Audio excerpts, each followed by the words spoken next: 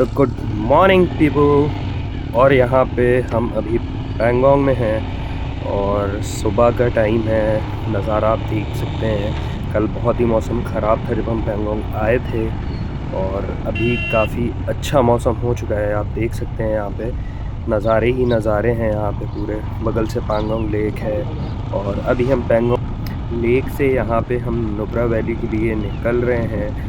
और सुनने में काफ़ी सारी चीज़ें आई हैं कि बीच में एक पागल नाला पड़ता है, जो कि अगर आप 11 बजे के बाद निकलते हैं तो वहाँ पे बहुत ही ज़्यादा पानी हो जाता है। रिवर की स्पीड से और निकलना बहुत ही मुश्किल हो जाता है। तो अभी वो भी देखेंगे बीच में आता है कि नहीं आता है और क्या सिचुएशन रहती है, सारी चीज़ें। उसके पहले मैं एक चीज़ बिल्कुल बताना चाहूँगा। कल रात की स्टोरी जो हमारी थी तो वो काफ़ी इंटरेस्टिंग है यहाँ पे। तो उसमें क्या हुआ, जब हम लोग पैंगोंग पहुँचे तो इट्स ऑलमोस्ट 7 बज चुका था, 7:30 बजने वाला था। और पैंगोंग पहुँचने के पहले मैंने ऑलरेडी बताया था, लास्ट व्लॉग में नहीं देखा है तो आप ज़रूर जाके देखें कि बहुत ही तेज़ यहाँ पे बारिश हो रही थी, स्नोफॉल हो रहा था यहाँ पे। और काफ़ी कशमकश के बाद में हम पैंगोंग पहुँचे थे और हमने कसम खाई थी कि गिव अप नहीं करेंगे। और फाइनली जब हम लोग वहाँ पे पहुँच गए तो थोड़ा सा पैंगोंग लेक का जो होता है ना, फर्स्ट लुक नज़ारा देख के मज़ा सा ही आ गया। लगा कि लद्दाख आना बस यहीं पे ही सक्सेस हो गया है हमारा। और उसके बाद कुछ फ़ोटोज़ वगैरह निकाले हमने। फिर से वहाँ पे बारिश का थोड़ा सा बन रहा था तो हमने कहा अब जो हमने होटल अपना बुक किया हुआ है तो वहाँ पहुँचा जाए। और ये हमारी सबसे बड़ी मिस्टेक थी। और मैं ये चीज़ स्पेशली सबसे बताना चाहूँगा कि जो अगर आप पैंगोंग लेक जा रहे हैं तो स्टार्ट में ही, जहाँ से पैंगोंग लेक स्टार्ट होती है उसके विदिन 5 किलोमीटर्स ही आप अपना होटल बुक कर लें। कॉस्टली पड़ेगा थोड़ा, 4000 के आसपास का पड़ेगा आपको, लेकिन आप कर लें, वो आपके लिए बहुत ही सही रहने वाला है। अब हमने क्या गलती की, क्योंकि हम कभी गए तो है नहीं, फ़र्स्ट टाइम ही गए थे, तो हमसे क्या गलती हुई वो मैं बताता हूँ। हम लोगों ने, आगे जगह पड़ती है मेराक करके, ये पैंगोंग लेक जहाँ से स्टार्ट होती है वहाँ से अप्रॉक्सीमेटली 25 to 30 किलोमीटर्स आगे है। और अगर वहाँ की रास्ता बताऊँ मैं तो खैर रोड तो सही थी, गड्ढे वड्ढे नहीं थे, लेकिन बहुत ही ज़्यादा ख़तरनाक थी। साइड में बिल्कुल स्लोपिंग और बहुत ही पतली थी, ये बोलना चाहूँगा। दूसरी बात ये थी कि हमको ऑलरेडी हो चुकी थी रात, क्योंकि हम पैंगोंग पहुँचे थे 7:30 और हमने सोचा था हम 20 मिनट में पहुँच जाएंगे अपने होटल आराम से, तो बहुत ज़्यादा रात नहीं होगी। लेकिन जब हम आगे गए तो वो रास्ता बहुत ही डिफ़िकल्ट था हमको, और प्लस अंधेरा था, तो हमको बहुत ही लिमिटेड स्पीड में चलाना पड़ी बाइक, जिसकी वजह से हमको वो 25-30 किलोमीटर कवर करने में अप्रॉक्सीमेटली 1 घंटा लग गया। तो 7:30 हम पहुँचे थे, आधे घंटे वगैरह हमने पिक्चर्स वगैरह क्लिक की, 8 बज गए और 1 घंटा पहुँचते पहुँचते हमें 9 बज गए। जब हम फाइनली पहुँचे, this was like a shocking moment कि अगर इंसान अकेले होता है तो उसको समझ में नहीं आएगा कि वो क्या करे। तो फाइनली जब हम सामने पहुँचने ही वाले थे, 1 किलोमीटर बाकी था, we have downloaded offline maps. और मैं आप सबको भी सजेस्ट करूँगा कि आप ऑफलाइन मैप ज़रूर डाउनलोड करके जाएं हर एक प्लेस का जहाँ पे भी आप लद्दाख जा रहे हैं, क्योंकि नेटवर्क कवरेज का कोई भी वहाँ पे भरोसा नहीं है, आप कोई भी सिम लिए हुए हों तो भी। तो ऑफलाइन मैप्स था, 1 किलोमीटर दिखा रहा था डिस्टेंस वहाँ से। जहाँ हमें शॉक लगा, शॉक ये था कि जहाँ हम खड़े थे उसके सामने पूरा टूटा पहाड़ था और कुछ भी नहीं था। हमें समझ ही नहीं आ रहा था कि रास्ता कहाँ से है। हम बाइक से उतर के भी वहाँ पे थोड़ा आगे तक गए, देखा तो टूटा पड़ा है, कोई भी निकलने की जगह नहीं है। सो वी वर होपलेस, बिल्कुल हम होपलेस हो गए, कुछ समझ में नहीं आ रहा था। बारिश में अलग भीग गए थे, रात अलग हो गई थी और बहुत सारी चीज़ें आप समझ ही सकते हैं। बैटरी अलग हम लोग की फ़ोन की जाने वाली थी, हालांकि पावर बैंक था, लेकिन फिर भी फ़ोन्स की बैटरी जाने वाली थी, दोनों फ़ोन की। और कुछ समझ नहीं आ रहा था, तभी पीछे से एक कार आती है, उसमें भी 4 लोग होते हैं, उन्होंने भी अपना होटल जो था वो मेराक में बुक किया हो रखा होता है। और वो भी देखते हैं वहाँ पे सारी चीज़ें, कार की लाइट से देखते हैं सारी चीज़ें करके, क्योंकि अंधेरा था, कुछ दिख नहीं रहा था साफ। तब भी उन्हें भी नहीं समझ में आया, तो वो फैमिली के साथ में थे तो रात भी हो गई थी, तो उन्होंने तुरंत ही डिसाइड किया 2 से 4 मिनट के अंदर कि नहीं रास्ता दिख रहा है, तो उन्होंने टर्न बैक करके वापस चले गए। और मे बी उन्होंने कोई होटल ले लिया होगा एट द स्पॉट आगे। अब हमें कुछ समझ में नहीं आ रहा था, हमें भी वही करना पड़ रहा था लग रहा है। तो हम लोगों ने सोचा कि हमें भी वापस जाना पड़ेगा। वापस 20 से 25 किलोमीटर, तो 1 घंटा लग जाएगा, 10 बज जाएगा। और वहाँ जाके फिर से हमें एक्सपेंसिव होटल लेना पड़ेगा एट द स्पॉट, क्योंकि हमारी है मजबूरी। सो होपलेस ही थे। मैं था, जो मेरा दोस्त था साथ में, हम लोग गए थे, पवन, तो होपलेस थे। मैंने बोला कि एक लास्ट ट्राई कर लेते हैं, मुझे यहाँ से लग रहा है कि शायद मे भी रास्ता हो सकती है। तो हम लोग साइड से नीचे साइड उतरे तो वहाँ पूरा पत्थर ही पड़ा हुआ था। लाइक अगर आप दिन में देखेंगे तो आपको समझ में भी आ सकता है कि हाँ यहाँ से कोई निकल सकता है, लेकिन रात में, वो भी पहाड़, ओपन एरिया, बाइक की सिर्फ लाइट से हम देख रहे हैं, पासिंग लाइट से, तो बहुत ही एक बैड मोमेंट था, कुछ समझ नहीं आ रहा था। फिर भी हमने कहा लेट्स ट्राई।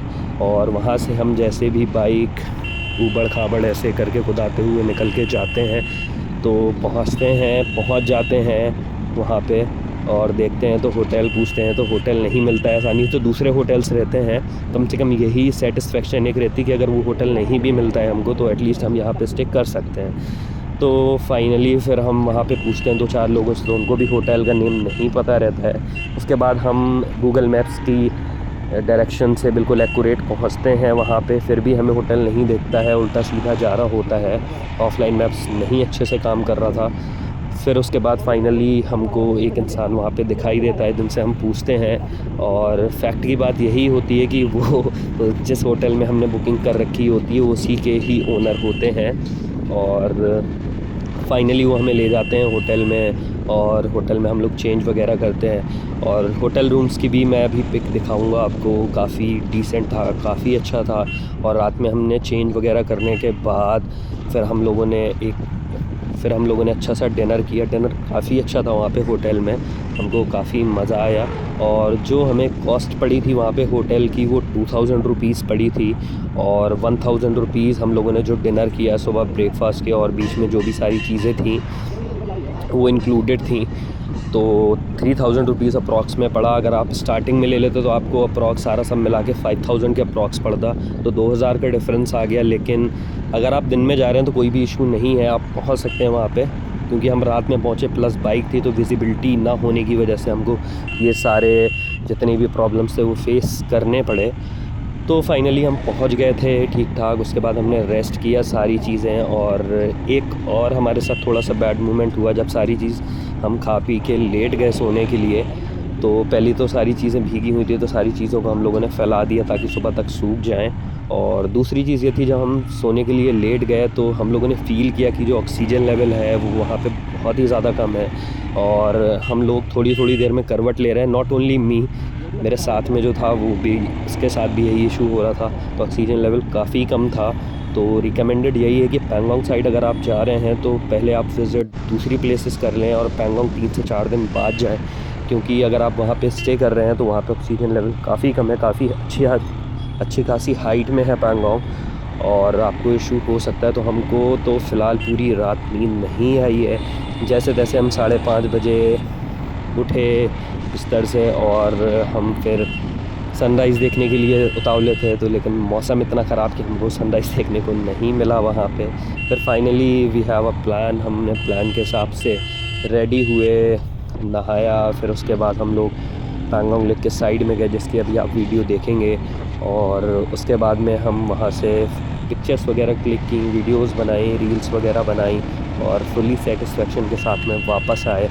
फिर वापस आने के बाद में हमने वहाँ पे ब्रेकफ़ास्ट किया। ब्रेकफ़ास्ट करने के बाद में वहाँ से हम लोग निकलने की तैयारी करने लगे।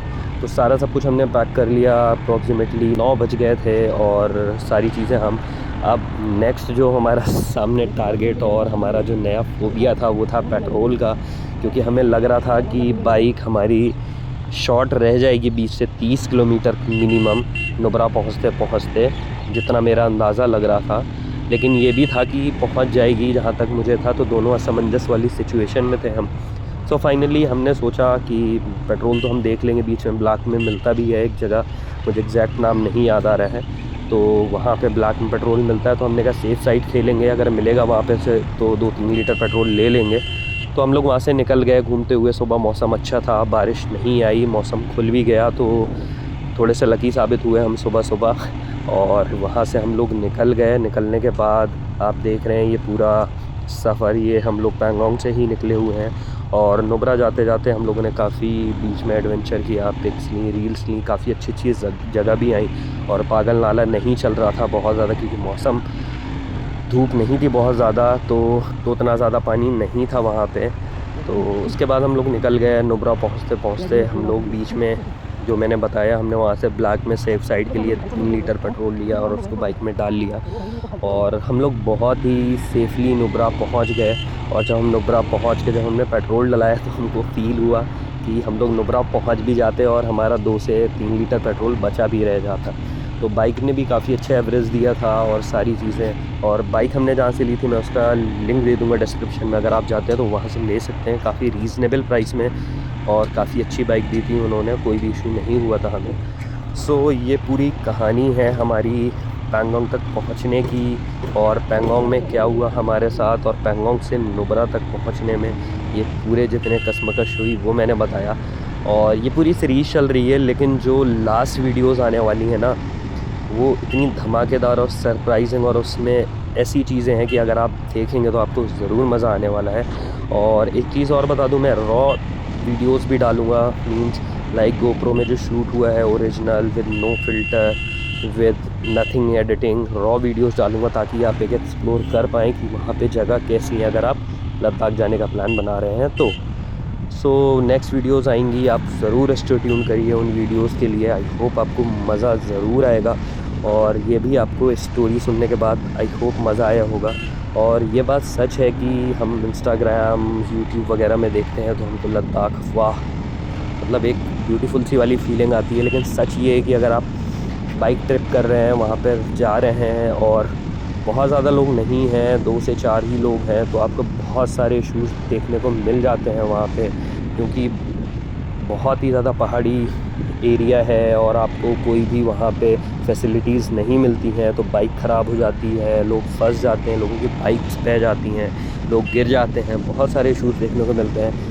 तो आई ऑलवेज़ रिकमेंड कि आप बहुत ही सेफ़ली वहाँ पे राइड करें और बहुत ही अच्छे कंपेनियंस के साथ में जाएं ताकि आपको इशूज़ कम से कम देखने को मिले। इशूज़ आपको ज़रूर देखने को मिल सकते हैं, इसकी मैं गारंटी लेता हूँ, क्योंकि जगह ही ऐसी है और अगर आपने इशूज़ वहाँ पे नहीं मिले तो आपने फिर लद्दाख क्या ही किया। सो इसी के साथ में आज की कहानी भी ख़त्म करेंगे और आज का ये व्लॉग भी ख़त्म करेंगे और मिलेंगे नेक्स्ट व्लॉग में एक नई धमाकेदार कहानी के साथ में।